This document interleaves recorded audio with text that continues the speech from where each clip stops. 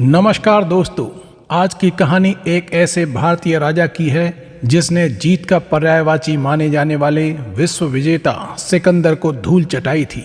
वही सिकंदर जिसके नाम पर मुकद्दर का सिकंदर और जो जीता वही सिकंदर जैसी कहावतें बनी हैं, जिसने महज 32 साल की उम्र में ही यूरोप से लेकर एशिया तक अपना झंडा बुलंद कर दिया था और उसके सामने उस समय के सबसे विशाल साम्राज्य फारस ने भी घुटने टेक दिए थे। महज 12 साल के अपने छोटे से कार्यकाल में वो दुनिया के हर उस हिस्से को जीत चुका था जिसके बारे में वह जानता था, सिर्फ भारत को छोड़कर, क्योंकि भारत के प्रवेश द्वार पर हिमालय की तरह अडिग खड़े थे पंजाब के प्रहरी महाराज पुरुराज यानी कि पोरस, जिन्होंने सिकंदर को भारत से उल्टे पांव लौटने पर विवश कर दिया और उसके विश्व विजय के सपने को चकनाचूर कर दिया। आखिर ये सब कब, क्यों और कैसे हुआ, जानने के लिए आइए देखते हैं सिकंदर वर्सेस पोरस। देखते रहिए सत्य कथा 69। आज से करीब 2300 साल पहले यानी 356 ईसा पूर्व, जब इस्लाम का उदय भी नहीं हुआ था, यहाँ तक कि ईसा मसीह के जन्म से भी 300 साल पहले, भारत से करीब 10,000 मील दूर यूनान के मैसिडोनिया राज्य में फिलिप नाम के राजा और उनकी चौथी पत्नी ओलंपियाज के यहाँ सालों इंतजार के बाद एक पुत्र पैदा हुआ। नाम रखा गया अलेक्जेंडर, जो बाद में सिकंदर के नाम से मशहूर हुआ। अलेक्जेंडर राजा फिलिप के बाद मैसिडोनिया राज्य का भावी उत्तराधिकारी था, इसलिए उसकी शिक्षा का भार उस समय के सबसे बड़े विद्वान और महान दार्शनिक अरस्तु को सौंपा गया। अरस्तु चाणक्य की तरह ही राजनीति और दर्शन शास्त्र का महारथी था। अरस्तु अलेक्जेंडर को वीर रस से भरी कविताएं और कहानियां सुना सुनाकर जोश भरा करता था। वो सिकंदर को विश्व विजेता बनाना चाहता था। अरस्तु को विश्व विजय के पथ में सबसे बड़ी बाधा औरतें ही नजर आती थीं और यह बात उसने अलेक्जेंडर के दिमाग में कूट कूट कर भर दी थी। लिहाजा अलेक्जेंडर की स्त्रियों में रुचि समाप्त हो चुकी थी। वह स्त्रियों से इतना विरक्त हो चुका था कि उसकी माँ को उसकी दिलचस्पी औरतों में बढ़ाने के लिए नाचने गाने वालियों का इंतजाम करना पड़ा।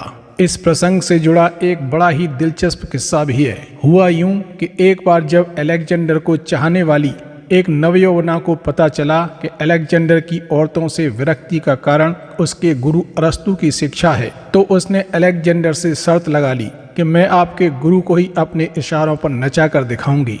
फिर एक दिन उसने अरस्तु को अपने मोहजाल में फंसा ही लिया और खेल खेल में घोड़ा बनने को कहा। जब अरस्तु ऐसा करने लगा तो उस स्त्री ने इशारा करके अलेक्जेंडर को यह दृश्य दिखा दिया। यह देखकर सिकंदर भौंचक्का रह गया। जब अलेक्जेंडर ने अरस्तु से इसका कारण पूछा तो अरस्तु ने बड़ी चालाकी से उत्तर दिया, तुम खुद अपनी आंखों से स्त्री का मोहजाल देख चुके हो। जब यह मुझ जैसे उम्रदराज और सर्वज्ञानी व्यक्ति को अपने मोहजाल में फांस सकती है तो तुम तो अभी नौजवान हो, तुम्हें तो अभी बहुत कुछ करना है, विश्व विजेता बनना है, कैसे कर पाओगे। और यह बात सिकंदर की समझ में आ गई। बहरहाल सिकंदर अभी राजनीति और युद्ध कला में पारंगत हो ही रहा था कि मात्र 20 वर्ष की आयु में उसके पिता फिलिप की हत्या कर दी गई। फिलिप की मृत्यु के बाद मैसिडोनिया का उत्तराधिकारी बनने के लिए छोटे छोटे राज्यों के राजा संघर्ष करने लगे। हर कोई मैसिडोनिया का राजा बनना चाहता था, किंतु राजनीति के खिलाड़ी और सिकंदर के गुरु अरस्तु के रहते ऐसा संभव नहीं था। उसने सिकंदर में सत्ता के प्रति जोश और जुनून को चरम तक पहुंचा दिया था। महज 20 साल की उम्र में ही सिकंदर ने अपने चचेरे भाइयों सहित अनेकों विरोधियों को मौत के घाट उतार दिया और शासन की बागडोर खुद अपने हाथों में ले ली।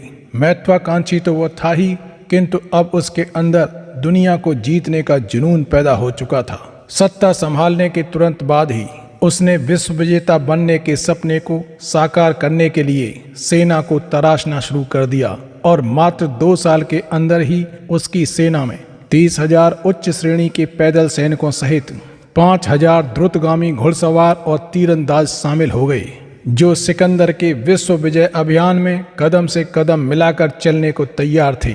अब सिकंदर को मैसिडोनिया से आगे बढ़ना था। शुरुआत होती है फारस से, यानी वह साम्राज्य जिसमें आज के तुर्की, लेबनान, इजराइल, मिस्र, इराक, ईरान सहित भूमध्य सागर से लगे कई देश शामिल थे। उस समय विश्व में दो ही साम्राज्य सबसे ज्यादा शक्तिशाली माने जाते थे, एक भारत का मगध साम्राज्य और दूसरा फारस। फारस के पास एक विशाल सेना थी जिसमें एक से बढ़कर एक तीरंदाज और घुड़सवार थे। साथ ही विशेष प्रकार के रथ थे जो अपनी तेज धार वाले पहियों से पैदल सेना के परखच्चे उड़ा देते थे।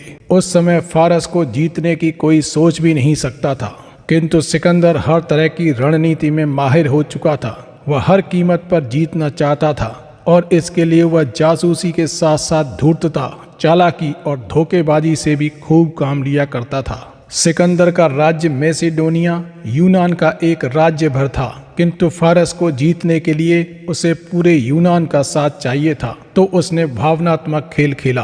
करीब एक सदी पहले फारस ने यूनान पर आक्रमण किया था जो असफल हो गया था। सिकंदर ने इसी को मुद्दा बनाकर ये प्रचारित करना शुरू कर दिया कि वह फारस से इस आक्रमण का बदला लेगा। हालांकि मैसेडोनिया फारस के साथ हुए युद्ध में शामिल नहीं था। इस मुद्दे ने काम किया और पूरे यूनान के लोग सिकंदर का समर्थन करने लगे। लोगों का समर्थन मिलते ही उसने आज के तुर्की, जो उस समय फारस साम्राज्य का ही हिस्सा था, पर आक्रमण कर दिया। 20,000 फारसी घुड़सवारों की सेना को हराकर करीब 18 महीने में सिकंदर ने तुर्की से फारसियों का सफाया कर दिया और फिर सीरिया, गाजा और मिस्र पर कब्जा करते हुए वह ईरान की ओर बढ़ गया। ईरान के राजा दारा ने अपनी विशाल सेना के साथ सिकंदर का डटकर मुकाबला किया, किंतु सिकंदर की चाल, रणनीति और तेज तर्रार सेना के सामने ईरान की सेनाएं ज्यादा दिनों तक टिक नहीं पाईं और उन्होंने जल्दी घुटने टेक दिए। करीब 2 साल में उसने संपूर्ण फारस साम्राज्य को अपने कब्जे में ले लिया। फारस को फतेह करने के बाद अलेक्जेंडर द ग्रेट सिकंदर कहलाने लगा। फारस को जीतते ही सिकंदर के हौसले और भी बुलंद हो गए और उसे विश्व विजेता बनने का सपना साकार होता नजर आने लगा। अब उसका अगला लक्ष्य था भारत का अति शक्तिशाली साम्राज्य मगध। अनेकों महलों और किलों को ध्वस्त करता हुआ और अनेकों देशों को अपने पैरों तले रौंदता हुआ सिकंदर आंधी तूफान की तरह भारत की ओर बढ़ चला, किंतु उसे इस बात का अंदाजा नहीं था कि भारत की सीमा पर हिमालय की तरह खड़े थे पंजाब के प्रहरी महाराजा पुरुराज, जिनसे टकराने के बाद सिकंदर की सेना ने जवाब दे दिया था और उसे वापस यूनान लौटना पड़ा था। और इसी के साथ उसकी विश्व विजय का सपना भी चकनाचूर हो गया था। आगे की कहानी सिकंदर वर्सेस पोरस पार्ट 2 में। Please subscribe the channel. जय भारत। देखते रहिए सत्य कथा 69।